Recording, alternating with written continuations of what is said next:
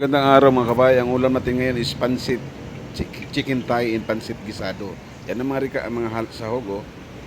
Manok, pansit canton, pansit bihon, bawang sibuyas. Simple lang po. Igisa, bawang sibuyas din. Ilagay mo na yung mga pansahog. Kasama ho yung malalaking paa ng manok. Hita ng manok. Yan. Then pag ilagyan na ho ng paminta. Tapos ng isa. Tapos timplahan nyo na konti para lumasa. Lagyan ng konting patis. Then nang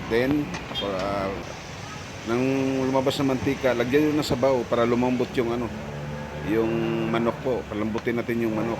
Ayan yung munang lumambot. Pag lumambot na, timplahan na siya. Nor cubes. Then magic sarap. Then lagyan natin ng yan. Ilagay mo yung carrots na iniwa. Then lagay mo na yung bihon. Take note ho, di ako naghuhugas kasi mag-ibang lasa. Diretso ko na ho yan.